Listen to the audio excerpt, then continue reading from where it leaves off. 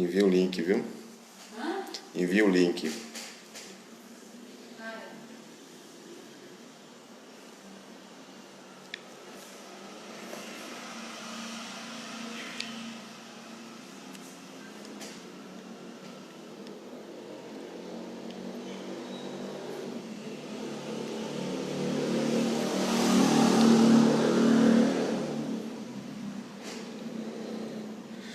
Boa noite, Rogério.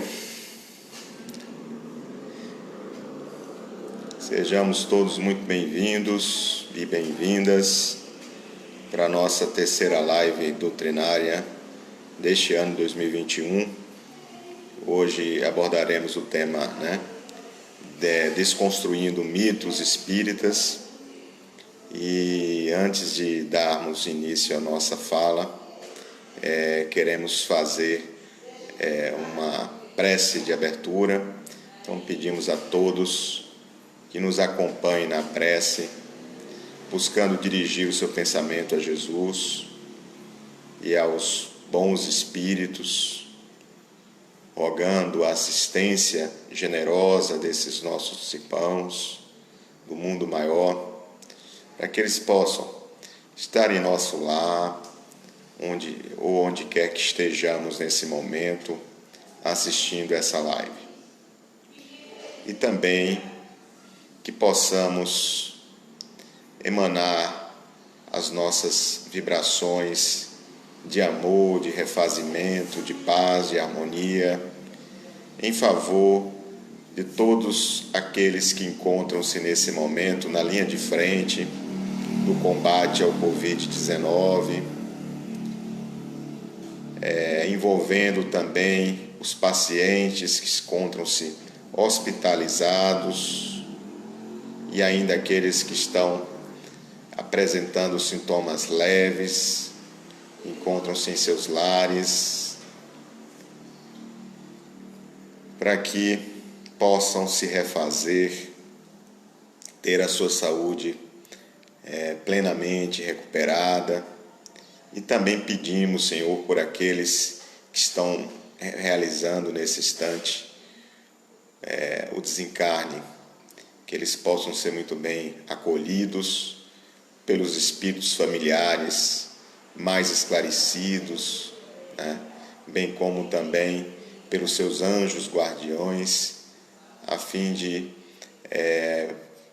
serem conduzidos a regiões espirituais onde possa dar seguimento, se assim for, aos tratamentos para também se recuperarem plenamente.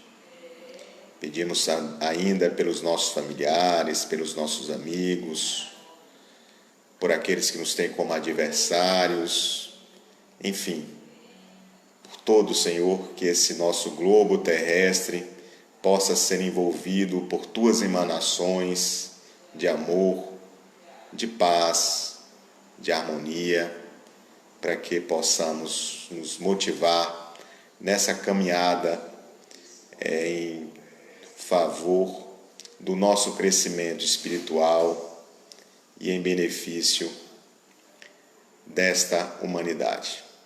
Que Jesus nos abençoe. Então, boa noite aí a todos. Adriana, Cristina, Raides já estão aí também.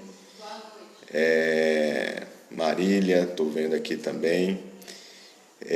Hoje a nossa live é uma live onde nós vamos abordar o tema, um tema muito importante, que são os mitos, desconstruindo mitos espíritas, mas eu quero a participação de vocês, tá? Gostaria da interação de todos que possam contribuir com alguns mitos, se houver dúvida, se uma determinada sentença, ela é um mito ou uma verdade, pode colocar aí que nós iremos responder também a isso e também complementar as nossas observações. Vocês fiquem à vontade em assim desejando, além de pedir também maiores esclarecimentos sobre algum ponto que pode porventura ter ficado, né, sem maiores orientações. Tá? Boa noite, Nogueira. E aí, falando de mito, né, a gente lembra o que é um mito. Primeiro a gente precisa entender o que é um mito, né? O mito é uma história fabulosa, né? Muitas vezes ela é alimentada pelo imaginário popular, né? E também pela superstição, pelo místico, né? Boa noite, Carlinhos Olador, Lourdes Carvalho, que está conosco aí. Grande abraço também a nosso irmão Carlinhos Olador, querido nosso. E isso é um mito, né? O mito se define dessa forma. Então, Gilberto também chegando aí agora. Agora, existem mitos, né, que são criados pelo nosso movimento espírita, né, e também por pessoas leigas e também por detratores do espiritismo, né? Há 3 tipos de mitos aqui criados, né?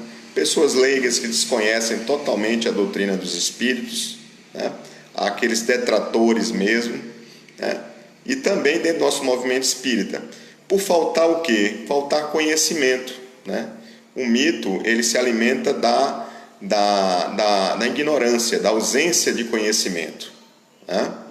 E também, né, desse imaginário popular, que geralmente é muito fértil, né, e dessas superstições, né?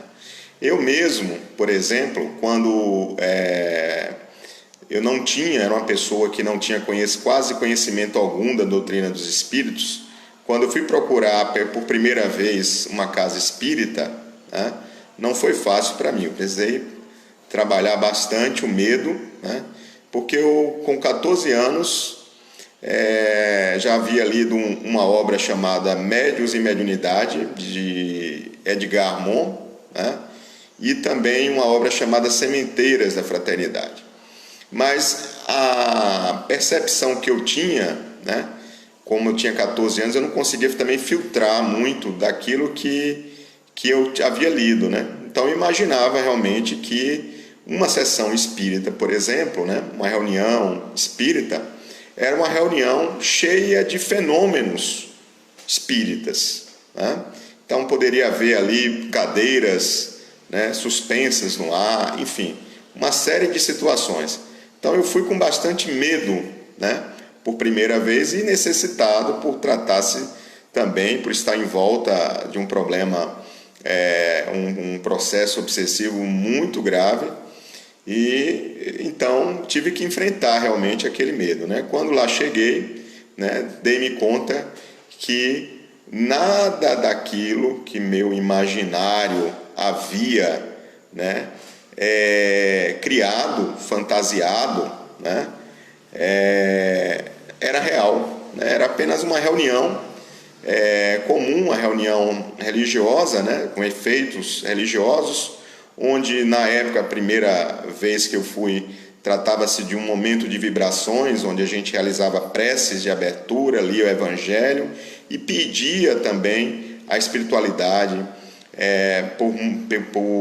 pelos assistidos, né, na tarefa de vibração.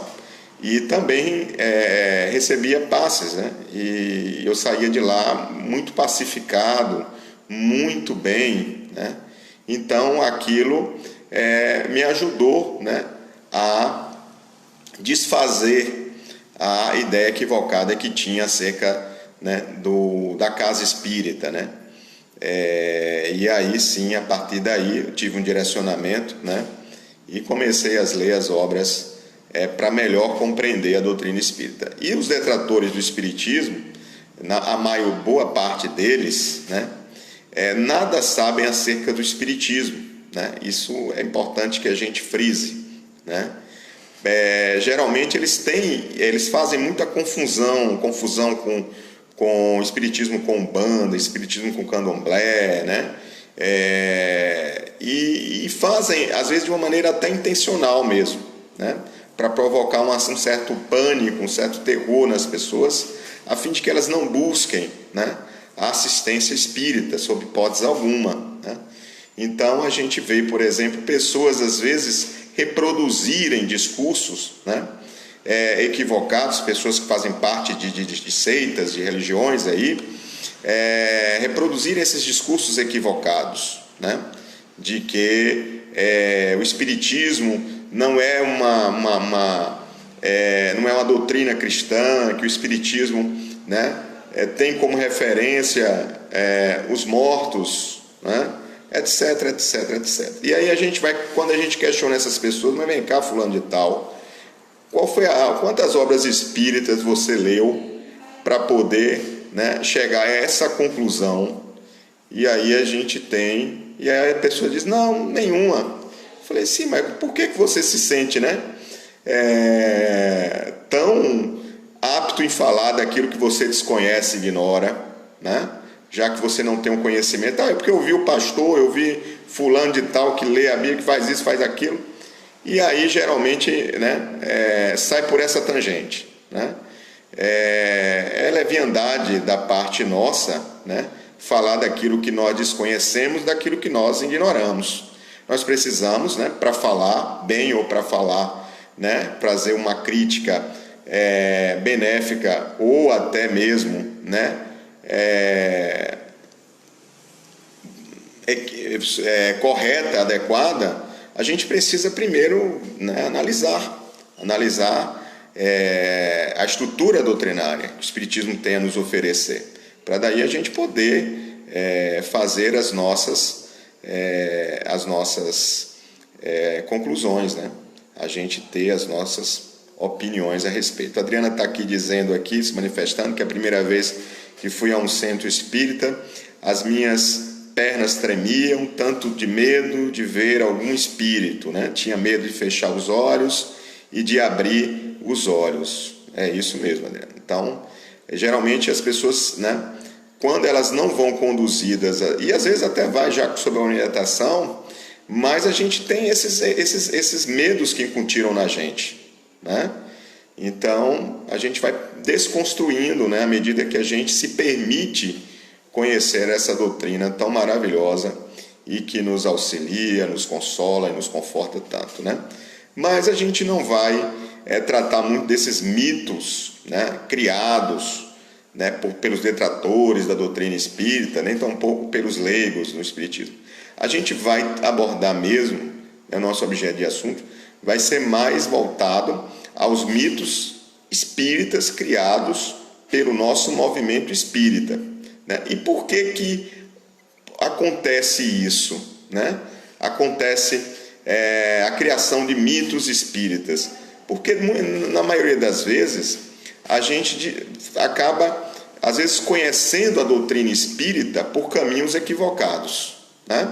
Por exemplo, quando a gente não dá a atenção necessária às obras de Kardec, né, que são 32 obras, não são 5, né, ou 6, são 32 obras, juntando com a Revista Espírita, né, que são 12 volumes maravilhosos.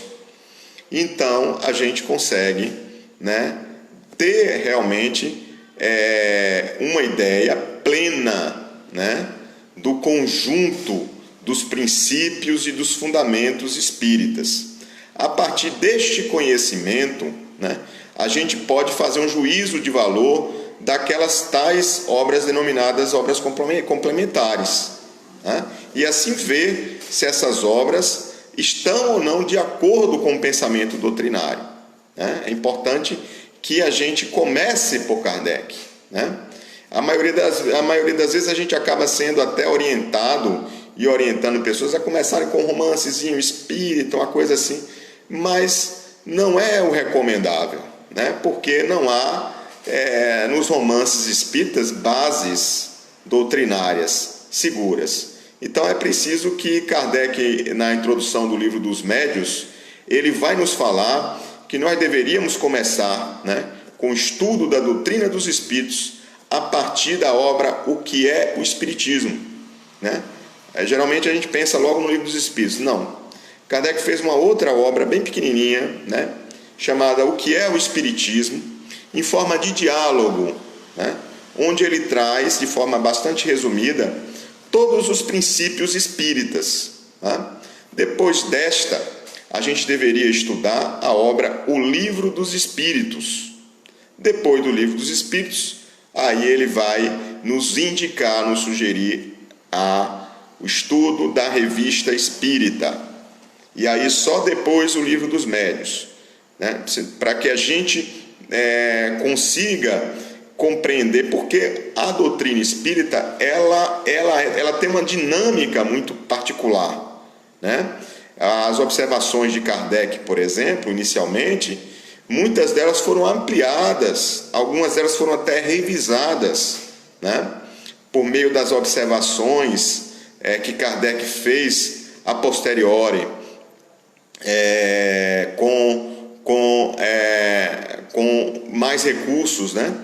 Com um número maior de médiuns. Vamos citar um exemplo, né?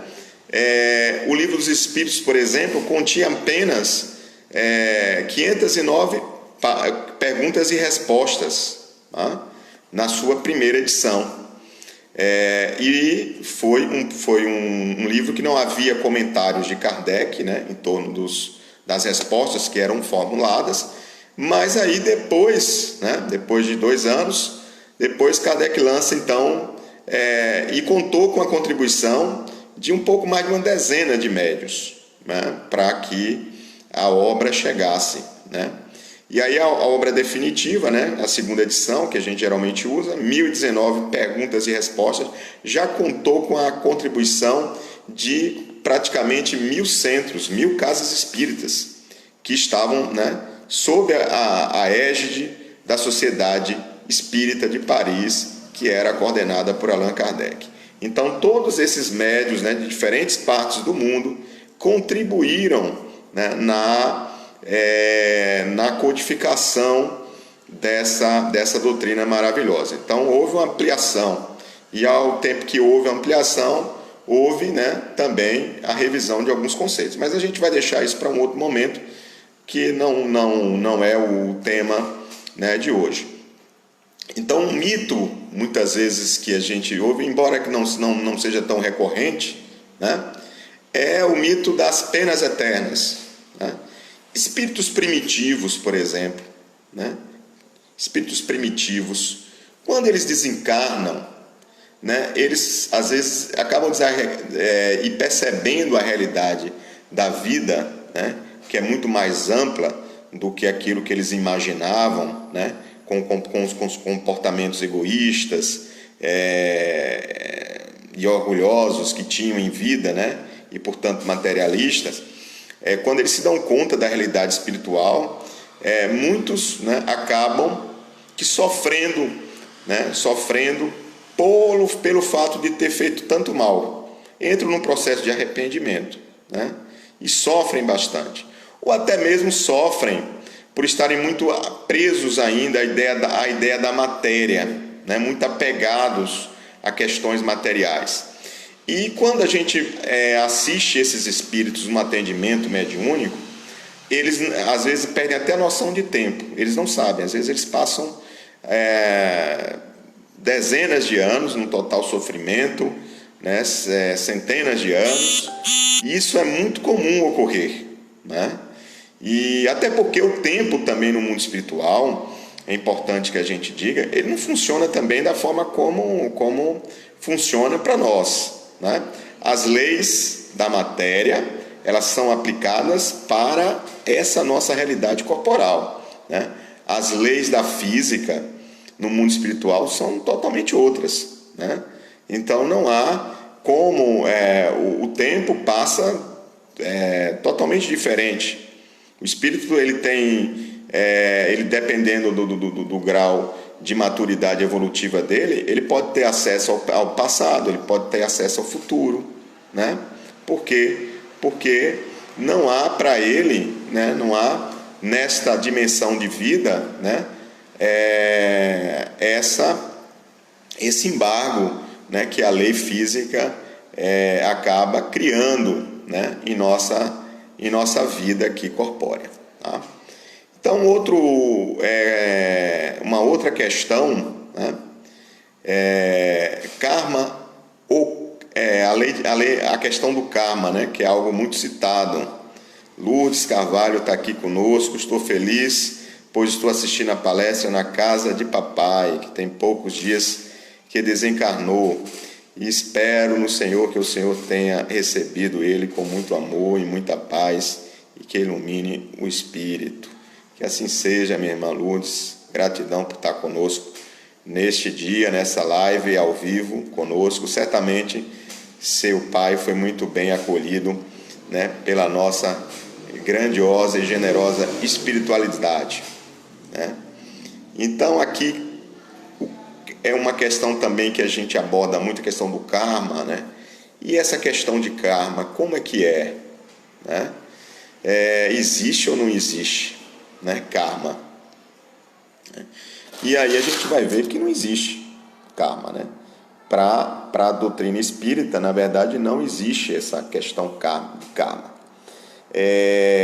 Essa ideia de karma, na verdade, né, ela tem uma origem, né, nos espíritos que foram exilados de outros mundos, né, onde lá eles usufruíam de uma tecnologia muito grande, né, tinham, portanto, conforto, um conforto, né, material enorme, mas eram espíritos ainda muito egoístas, eram espíritos ainda muito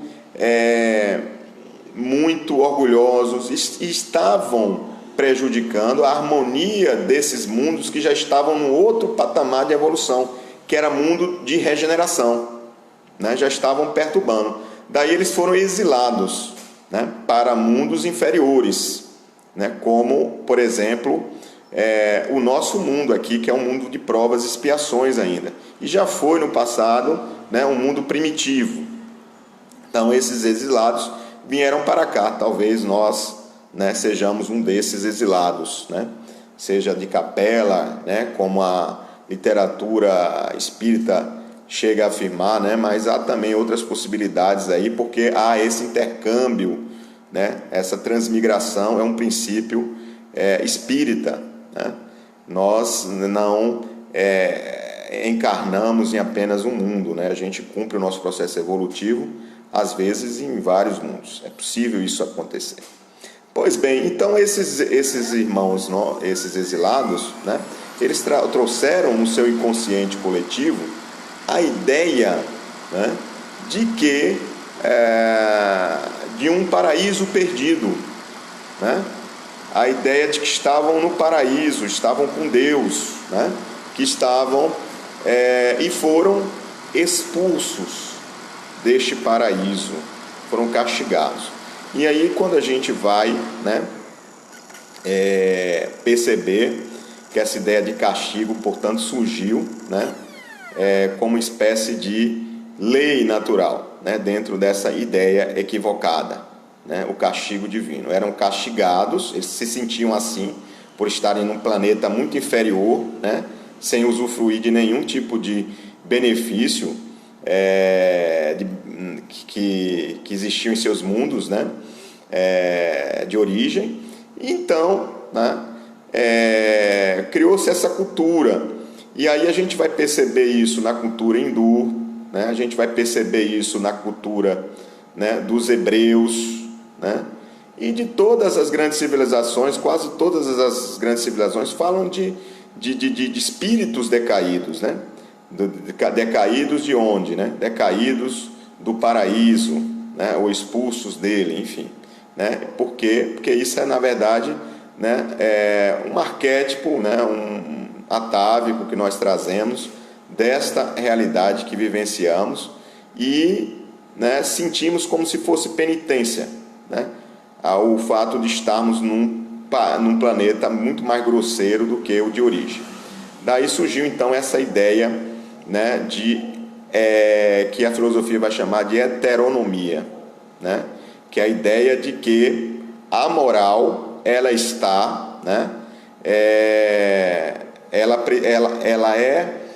você cumpre a lei de Deus, né, por meio de movimento, por meio de ações externas, né, e dessa forma você conquista, né, você tem recompensas se você obedece a Deus.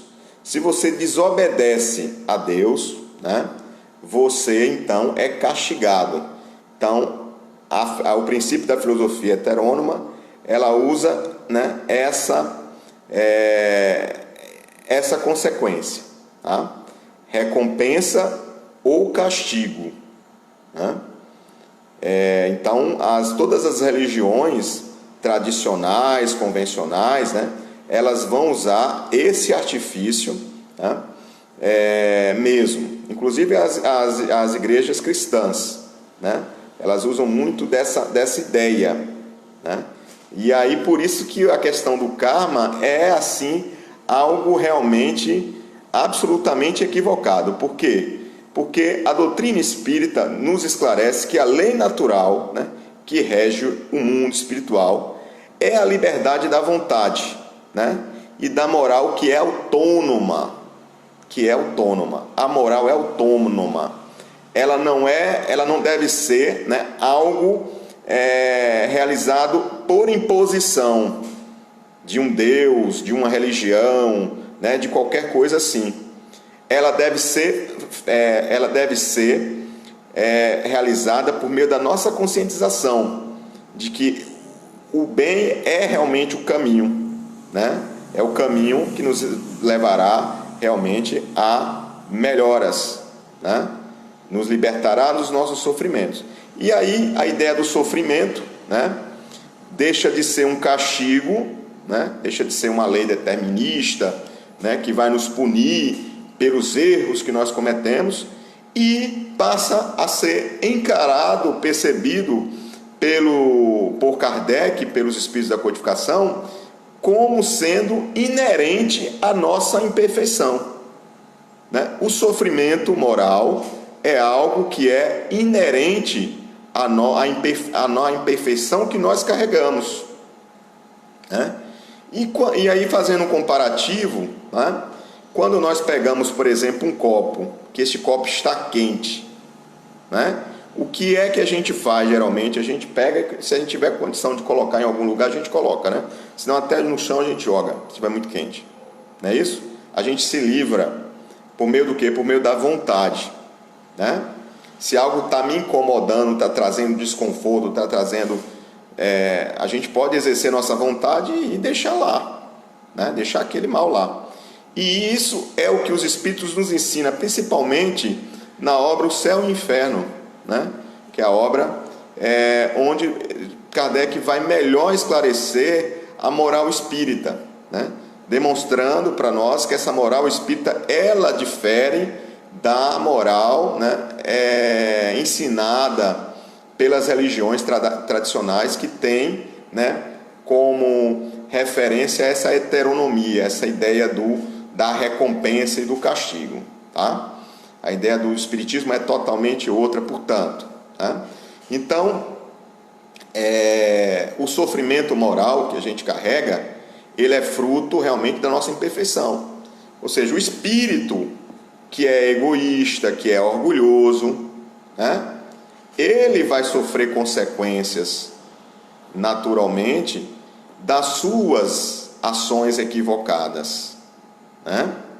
Mas quando ele, né, desejar mudar, usar da sua vontade, que é um atributo da alma, né, usar da sua vontade, ele pode naturalmente superar o sofrimento moral que ele carrega, seja nesta vida, né, encarnado, seja desencarnado.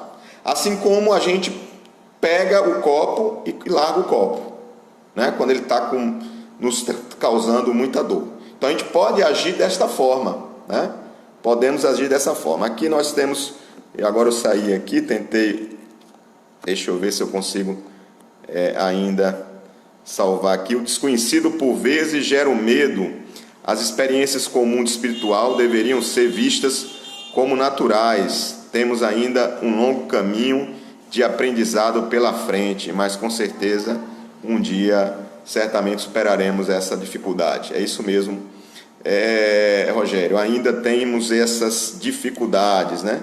A humanidade em si. Por isso que a doutrina espírita, ela precisa sim, né, ser se propagar mais, né? Trazer o espírito imortal, né, para os lares, para que a gente possa ir se familiarizando, aqueles que não são espíritas, né, com esta realidade tão viva e tão importante em nossas vidas, tá?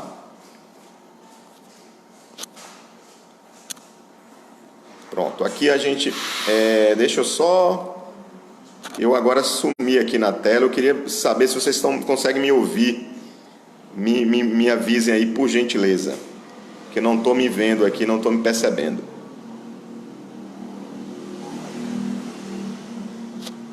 Vocês conseguem me ouvir? Alguém pode colocar aí no nosso chat. Então, nós temos aí, né? Acho que você virou a câmera, pronto. Então deixa eu ver. Estão conseguindo me ouvir. É isso mesmo, Marília. Certamente foi um equívoco aqui. Sem querer, acabei fazendo. Pronto, agora sim. Então, obrigado aí. A reencarnação, ela pode ser vista como castigo, né? Às vezes a encarnação é um castigo divino, etc e tal, né? E nessas religiões, algumas filosofias aí, hindu, realmente, eles têm como castigo, né? Mas é como nós dissemos, né? Na verdade, não há castigo nenhum no processo reencarnatório. O espírito, ele reencarna para evoluir, né? Esse é o objetivo, né? Não é como forma de ser punido, né, de alguma coisa, não. O espírito, ele geralmente estagia, né, nos reinos inferiores. Esse é o início, o nosso início de trajetória, né, espiritual. Ela dá-se a partir da união do espírito que somos, né, ainda princípio espiritual, com os reinos inferiores, né? Superamos o reino animal, né? E aí entramos, né, na nova fase, que é a fase hominal, né? Com qual objetivo e com qual finalidade? Superar a animalidade que ainda trazemos, né? Muito bem caracterizados pelo orgulho, né, e também pelo egoísmo, que são objetos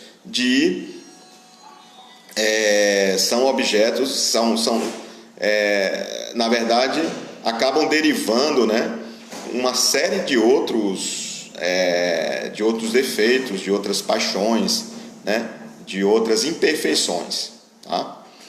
Então isso é, portanto, mito, entender que reencarnação ela é um castigo. Não, é uma bênção divina, porque a gente percebe que somente pelas escolhas das provas, né, nós podemos efetivamente evoluir. E esse processo, né, só se dá reencarnados, né? Então a gente aprende muita coisa no mundo espiritual, mas na hora de provar, a gente tem que provar aqui, né? Tem que ser provado aqui, tá? Expiações são vivenciadas durante a vida terrena, né? É um outro equívoco, porque o processo expiatório, ele pode ser muito bem vivenciado também no mundo espiritual, né? Quantos começam seu processo expiatório quando desencarnam, né? Que se dão conta, né? Despertam a consciência, se dão conta do bem que deixaram de fazer, né? E do mal que fizeram, e aí gera aquele sentimento de arrependimento, às vezes em consequência acaba gerando um sentimento equivocado da culpa, né? Que não nos leva a lugar nenhum, nos mantém paralisados, e ali já dá o processo de expiação, né? O espírito já passa por dores morais muito grandes, e acontece também dele começar a expiar uma falta aqui em vida, né? E concluir esse processo expiatório lá no mundo espiritual, também ocorre, né? A gente vê situações, por exemplo, né, de doenças, de problemas graves, onde o espírito acaba levando, né, e para o mundo espiritual, às vezes, algumas dificuldades, né, pela sua condição ainda moral, né? Ele pode levar consigo ainda a ideia de que ele possui algumas limitações, a ideia que ele possui ainda possui sensações, né, fisiológicas e etc. e tal. Então, o nosso aprendizado é contínuo, tanto no mundo material quanto no mundo espiritual, cada um com suas particularidades. Perfeito, Rogério, isso mesmo. A gente vai aprendendo, né? A gente vai aprendendo aí com tanto lá quanto cá. Agora, o que diferencia é que as provas, realmente, a gente só vai poder ser avaliado, né, nas provas na Terra. Tá? Esse é o diferencial, ok? E aí vamos a outra, né? Toda a humanidade vive em expiação. Toda a humanidade terrena vive em expiação. Quem nunca ouviu isso, né, é um equívoco, né?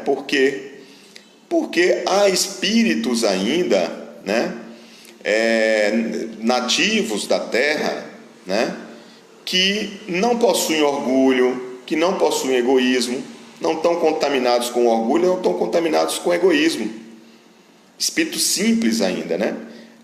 No nosso país mesmo nós temos, né, várias tribos ainda indígenas, etc. E em toda parte há espíritos, né, dessa natureza que ainda são espíritos simples. E são espíritos que podem, nós como somos portadores do livre-arbítrio, nós podemos escolher, né, o caminho do bem ou o caminho, né, do mal. Então, se esses espíritos simples eles estão buscando realmente agir com bondade, né, agir de acordo com as leis naturais, né, usando da sua vontade para desenvolver a sua moral, naturalmente que eles não vão precisar, né, são espíritos que vão viver o mundo de regeneração sem ter passado por essa condição de provas e expiações que nós estamos suportando, né? Eles vão pular essa etapa, porque essa etapa, né, foi uma etapa, é bom que a gente também entenda isso, né? Nós estamos, né, no mundo de provas, vivenciando um mundo de provas e expiações, né? Por quê? Né?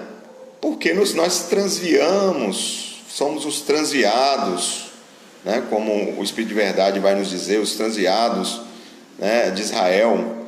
Somos ainda os filhos que transviaram as leis divinas, né, por meio do orgulho, por meio do egoísmo, e assim, né, tivemos como consequência, né, natural expiar as nossas faltas, né, e ter que passar por novas provas.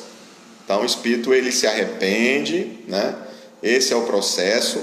Primeiro arrepende-se, passa pelo processo de expiação e aí ele deseja experimentar uma nova prova, né, para ele ser testado, para ver se realmente ele se conscientizou, né, do erro que ele cometeu, e aí ele vai fazer essa experimentação. Então, dentro do conceito espírita, né, ao contrário desse conceito heterônomo, né, que vai levar a ideia do desenvolvimento espiritual para o caminho da recompensa e do castigo, o Espiritismo vai nos levar para a ideia, né, da conscientização e da experimentação, né? São essas molas propulsoras do nosso desenvolvimento moral, tá? Conscientizar-se e experimentar, né? Realizar o bem. Então, o sofrimento moral é algo criado por nós. Nós até podemos imaginar que estamos sendo castigados, punidos, enfim, ou que somos vítimas do mundo, vítimas da família, vítimas da sociedade, né? Isso aí não vai levar a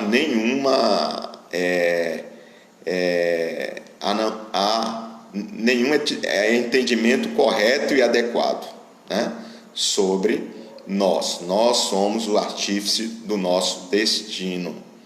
Portanto, o destino está em nossas mãos. E o sofrimento, a gente pode ter fim ao sofrimento moral? Sim, desde que queiramos. Desde que queiramos. A gente pode, né? E a gente não pode confundir aqui, né, o sofrimento moral com a escolha de provas. Você pode... existem espíritos medianos, como nós, por exemplo, como a maioria de nós, né, que escolhem provas dentro da nossa estatura moral, naturalmente, né, e que passam, né, passam na prova, né, ganham lá, recebem nota, né, e aprendem, né, E há aqueles também que elegem provas, que já são espíritos com maior estatura moral, como missionários do Cristo, né? Percebam que nesses casos não há sofrimento. Se você aceitar realmente a sua prova, entendendo, né, que todo o processo que a gente passa, né, é fruto de escolhas de provas, né, aceitando, né, situações adversas com resignação, embora trabalhando para superá-las, né, no caso de processos expiatórios, você não vai passar por tudo isso sem sofrimento. Você pode até ter dor. Você vai ter dor, porque todo ser vivo sente dor. Agora, o sofrimento realmente, ele é fruto da nossa imperfeição moral. É fruto daquela ideia de nós nos acharmos, né, do nosso orgulho, da nossa vaidade, da nossa soberba, da gente não achar merecedor, né, daquilo que adverso nos ocorre na vida. Então a gente se rebela, né? Se rebela contra tudo, se rebela contra todos. E isso, lógico, vai gerar o sofrimento moral, né? Então é algo que podemos superar, né, se a gente aceitar com resignação as nossas escolhas. Como a gente está vivendo ainda esse processo de conscientização, né, de experimentação agora com o conhecimento da doutrina espírita, a gente ainda, né, vacila muito nesse processo. Mas, né, enfim, a gente consegue sim também ir aos poucos, né, superando essas dificuldades, certo? Usando sempre de quê? Usando sempre, né, do esforço continuado, perseverante, né, para vencer, para domar as nossas más tendências, superar as nossas provas, né, e nos tornar pessoas melhores, né, porque esse é o objetivo da vida, tá? Então aqui outra questão também aí, fiquem à vontade para irem colocando, que a gente vai fazendo essa interação com vocês. Ação, então, assim, o que existe mesmo é uma lei de escolha das provas, né? É isso que existe. Não existe assim uma lei de a própria lei de causa e efeito precisa ser melhor entendida, né? Não é alguém que, por exemplo, a causa, né, é sempre o espírito, né? E o efeito são as consequências dos equívocos que ele cometeu em sua jornada. Porque às vezes a gente acha que o efeito, se a gente for usar, né, a ideia da lei, por exemplo, lei de causa e efeito, lei de ação e reação, a terceira lei de Newton, por exemplo, né, que é uma lei mecânica, pode dar a ideia de que algo exterior, né, está gerando a consequência, né, das minhas ações. Deus não nos pune, Deus não nos castiga, né? Não há isso, né? Isso aí é fruto, né, desses ensinamentos morais arcaicos, né, que o Espiritismo muito bem superou, né? Trazendo a moral autônoma, né? Que já era conhecida também, né? Não havia novidade, porque Jean-Jacques Rousseau já falava da religião natural, né? Na França. E outros tantos filósofos espiritualistas também já falavam a respeito desta moral autônoma, né, que nasce de dentro de você, né, é um movimento espontâneo de conscientização, de tomada de consciência. Tá? Basta amar para atuarmos nos trabalhos espíritas, né? Basta boa vontade para sermos trabalhadores do Cristo. Aí é outra questão, né? Basta amar para sermos trabalhadores do Cristo, né? Basta também é um mito, porque o amor, né? O amor é algo que a gente está aprendendo ainda, né? A gente ainda está aprendendo a desenvolver, a exercitar o amor, né? Porque o amor, segundo Paulo, né? Ele é altruísta, ele não se aborrece, ele não exige nada em troca. E a gente tem tanta dificuldade em amar, né? E isso a gente vê, às vezes, até com os nossos familiares, quando pisam na bola, né? Que a gente se irrita, se zanga, ou às vezes faz algo que nos contrarie, né? Contraria a nossa ideia do que é certo, enfim. A gente já se chateia, né? Já se magoa. Isso é um amor ainda muito limitado, muito pequeno. E a gente é capaz de desenvolver com esses. E com aqueles que estão lá fora, né? Que tipo de amor a gente vai ter? Então, assim, a gente está num processo de desenvolvimento, né? Por meio da empatia, por exemplo. A empatia pela dor do outro.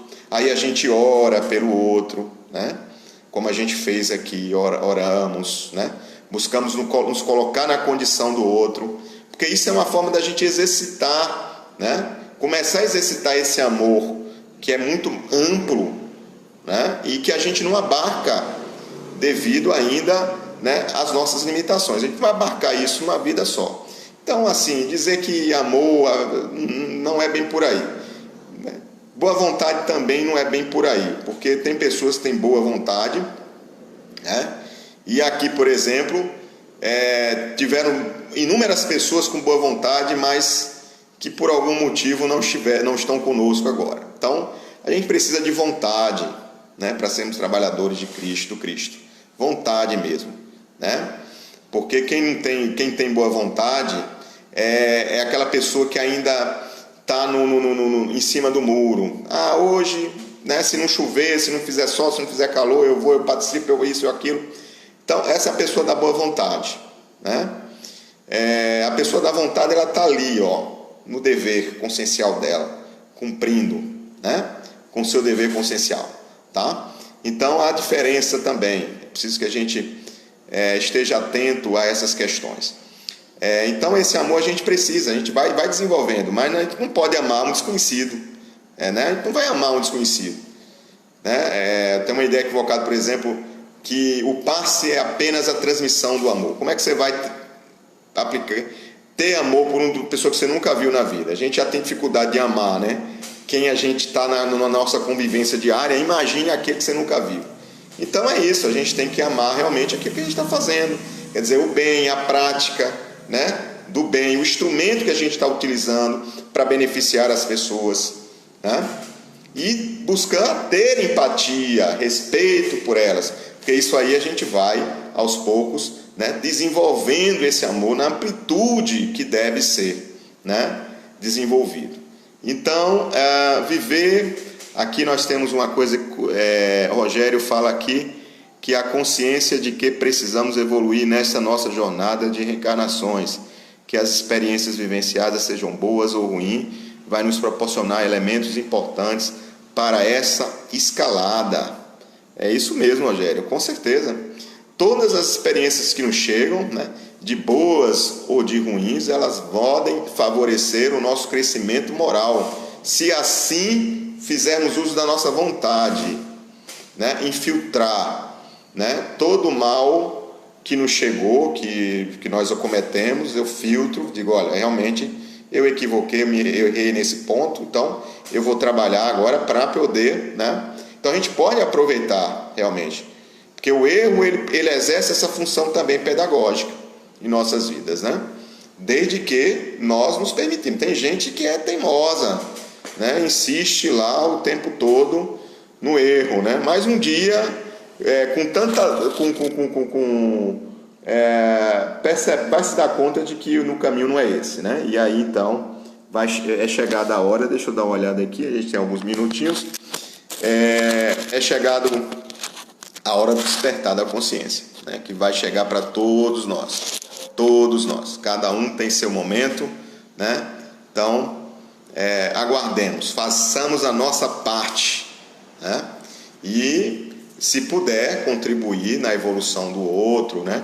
Com auxílio, né? É importante também, tá? Lei de escolha das provas, a gente já trabalhou, né? Aqui vem outra coisa aqui. Toda desarmonia no médium deve ser tratado por meio do exercício mediúnico, né? Isso também é um mito. Por quê? Porque tem desarmonias, né, no médium, que são problemas físicos, que são problemas magnéticos, né? São desarmonias magnéticas, enfim, são desarmonias emocionais, né? E que a prática mediúnica não vai suprir, né? Não vai resolver, né? Não vai trazer uma resposta para o problema que a pessoa está apresentando, né? Então, também um equívoco a gente, né, entender que a forma toda forma de desarmonia indo para a prática, indo para o trabalho mediúnico, indo para o exercício mediúnico, a gente resolve tudo. Não resolve não. Se o problema for emocional, vai procurar um terapeuta, o auxílio de especializado, para que você supere a sua desarmonia. Procure também a doutrina espírita, né, para que ela possa te orientar, né, a te ajudar. Um bom psicólogo também para lhe aconselhar, porque nós espíritas também não devemos estar no lugar de dar conselhos pessoais às pessoas, né, apontando que deve ser este o caminho a ser seguido, etc, né? Porque a gente sabe que não é bem por aí. Mas o psicólogo ele estudou para isso, ele pode, né, aconselhar. A gente pode sim buscar na doutrina espírita, né, o auxílio para que essa pessoa tome uma decisão acertada na vida, né, sem interferir no livre-arbítrio dela, tá? É isso que a gente deve fazer também. Aí a gente tem: toda pessoa com desarmonia é portadora de processos obsessivos graves. Nem sempre, né? Às vezes os problemas espirituais, por exemplo, são de natureza do próprio espírito encarnado, né? Às vezes a desarmonia ela pode ser de natureza física mesmo, pode ser um problema físico, pode ser um problema emocional, como a gente já falou também, né? Nem tudo é obsessão, né? A gente não pode estar taxando as pessoas de obsidiadas porque as pessoas estão com uma desarmonia, porque a sintomatologia é muito semelhante de outras doenças. A sintomatologia do processo obsessivo é muito semelhante. Então a gente não tem como se enxergar na testa da pessoa que o problema né, desta ou daquela natureza. Então é por isso que a gente precisa sempre recomendar o apoio especializado, né? Isso nos faz lembrar do estudo que nós fizemos sobre a obra Novos Rumos, né, da Medicina. Novos Rumos da Medicina, né, que é uma obra fantástica, de um trabalho belíssimo, um trabalho científico, onde houve um controle, né, lá no hospital psiquiátrico espírita, né, e onde foi tratado pessoas, e parte dessas pessoas não tinham sim problemas mentais, né, e outra parte, cerca de 40%, foi tratada com desobsessão, porque o problema era obsessivo. Se chegou à constatação disso, né, por meio não só da intuição do diretor do hospital psiquiátrico, como também dos mentores. Os mentores chegaram e confirmaram. Então foi tratado esses casos e chegou aí a esse índice maravilhoso, né? Tinha outros casos que tinha conjunção entre problemas mentais e problemas também espirituais, onde foi tratada a questão espiritual, né? O problema obsessivo, e a pessoa naturalmente ficou dependendo do tratamento médico para a questão mental, tá? Toda desarmonia, aí a gente vai falar aqui, a terapeuta espírita dispensa o tratamento especializado, jamais, né? Terapeuta espírita, ela vai servir, em regra, como complementar a outras terapêuticas, né? Porque geralmente a pessoa ela não é só espiritual, né? Ela é bio, psico, sócio espiritual, né? Segundo, né, a Organização Mundial de Saúde, nós temos essas 4 dimensões. Então, a terapêutica espírita geralmente vai tratar, né, da parte espiritual, que não significa dizer que necessariamente esteja ali envolvido uma problemática obsessiva. Pode ser apenas, né, a desarmonia do próprio espírito encarnado, né, com as suas dificuldades, com os seus conflitos, né? Isso gera problemas também. Então, aí a gente vai tratar a parte espiritual. A parte bio, né? A parte biológica, a gente pode dar uma contribuição com o tratamento, né? Seja da fluidoterapia, seja com ação magnética, né? Quando o centro oferece, né, ação magnética, né? Agora a parte psíquica também aí tem que procurar o apoio especializado, que é o psicólogo, né? Em alguns casos também, né, há necessidade de complementar com o psiquiatra, né, para que use algum tipo de medicação. E aí nós chegamos praticamente ao fim. Se alguém tiver algo ainda a dizer, pode colocar aí. Foram apenas alguns mitos, né, que nós trouxemos, que estão aí, né, povoando o nosso movimento espírita. Lembrando que essas informações aqui que a gente traz pautada em Kardec. A gente não trouxe, né, pautada nesta obra ou naquela obra. Aliás, tem mais 3 aqui, eu vou tentar rapidamente lê-las para a gente finalizar. Os espíritos sentem dores físicas e necessidades fisiológicas após a morte física. Às vezes o espírito, quando o espírito aí a gente deixa para vocês aí um verdadeiro tratado, para que vocês leiam, né, sobre as sensações no mundo espiritual, dos espíritos, sensações dos espíritos. Kardec escreve um verdadeiro tratado no comentário da questão 257. A gente vai perceber o seguinte, que o que é que o espírito sente, né? Felicidade ou infelicidade. É isso que o espírito sente no mundo espiritual, né? Se ele leva a consciência tranquila de ter cumprido aquilo, né, que ele pôde, de bem que estava no limite de suas forças, ele vai usufruir de uma felicidade, né? Agora, se o espírito não fez, né, nada de bom, inclusive aí comprometeu outros espíritos, se endividou mais, o que é que ele vai levar? Dores morais. Essas dores morais, né, elas vão refletir no corpo perispiritual dele como se ele tivesse ainda, né, sentindo aquelas privações. Por exemplo, sentindo se ele amputou um braço, né, ele vai se perceber como se não tivesse braço, né? Ele pode sentir sede, ele pode sentir frio, né? Ele pode sentir uma série de coisas. Espírito ainda que está muito preso à matéria, ele pode ter esse tipo de sensações, certo? Lembrando que essas sensações, né, elas são, como nós dissemos, próprias do nosso mundo corpóreo, certo? O perispírito ele não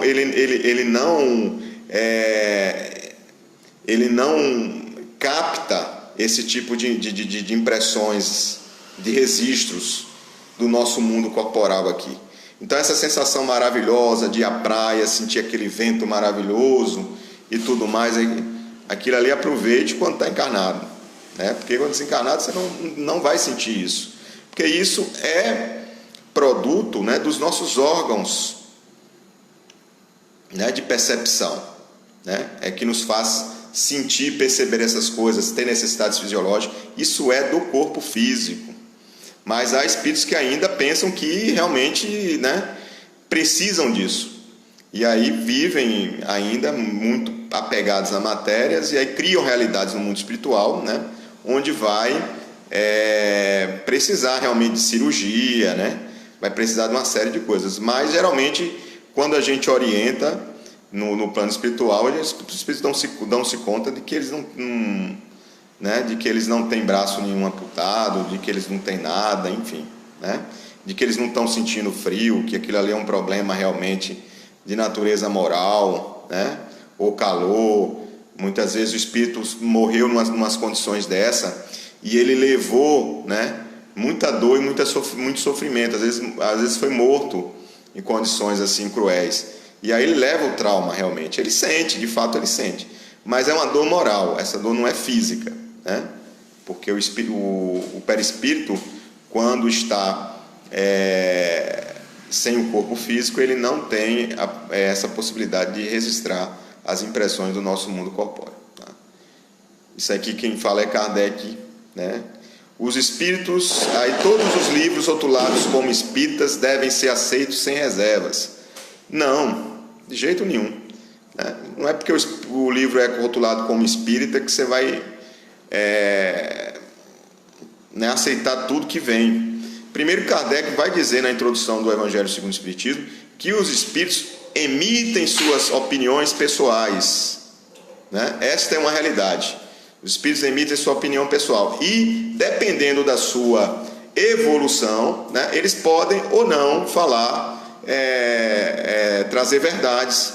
Geralmente, só um espírito desmaterializado totalmente, ou seja, um espírito crístico, né, ele tem acesso à verdade absoluta. Então, o que o espírito vai trazer de regra, né, nesses livros são opiniões pessoais. Você pode acolher se estiver dentro do princípio, né, de Kardec ou não. Então deve você fazer esse juízo de valores, tá? E aí, para terminar, a mediunidade é martírio? Não, a mediunidade ela é neutra, é um instrumento neutro que Deus nos permite para que a gente possa promover o bem ao tempo em que nós também, né, sejamos beneficiados com esse bem realizado. Então, às vezes as pessoas se martirizam mesmo, né, com a mediunidade, sofrem bastante, dizem que aquilo ali é uma praga e etc e tal, mas não é. Se você trabalhar a mediunidade de forma equilibrada, né, a mediunidade vai ser um instrumento, né, ao seu benefício e ao benefício dos outros. E aí isso me faz recordar, né, o que a vidente de Prevost ela chega a afirmar, né, que é uma médium sonâmbula. Ela num surto de desequilíbrio dela, ela chega a dizer que estava ruim porque os espíritos estavam perturbando ela, né? Então ela não estava se sentindo bem. E aí os espíritos chegam até ela e dizem: olha, quem tá nessa faixa aqui é você. A gente não está te trazendo para cá, não. É você que está chegando até aqui, né? Então, quer dizer, o problema é seu, o problema não é nosso. Então, isso da mediunidade não é martírio, gente. Pelo contrário, né? Ela é neutra. Se ela for bem utilizada, ela vai servir, né, como realmente mola propulsora do seu crescimento espiritual. Se for mal, né, conduzida, aí vai ter a ideia de que é um martírio, de que é algo ruim. Deus jamais nos daria algo ruim, né? Daria algo para o nosso crescimento, a nossa evolução. Queria agradecer a todos vocês pela paciência de estarem conosco, né? Rose Wolf está assistindo a gente também. Um abraço em todos vocês aí que ficaram até agora nos assistindo. Próxima semana nós teremos o nosso irmão Gilberto Nunes aí com mais um tema pertinente. Próximo sábado às 19 horas. Só lembrando também que o nosso atendimento fraterno né, ele está acontecendo, né, por meio do contato telefônico. Então é só você ligar para 99998 2023, né, o código de área é 75 99998 2023 e agendar o seu atendimento, tá? Atendimento fraterno. Se você precisar de conversar e tudo mais, faça isso. Também a gente fica como dica aí algo importante, que é um curso de magnetismo humano promovido por Jacó Mello. Está na nossa página, quem desejar fazê-lo. As inscrições são gratuitas, vão ocorrer do dia 6 e o dia 13, 2 sábados seguidos, das 17 às 19 horas. Então dá para sair de correr para a nossa live aqui. E as informações estão na nossa página do Facebook, viu? Gratidão a todos, e aí uma noite de muita paz e também de muita reflexão para todos nós, tá? Que Deus os abençoe.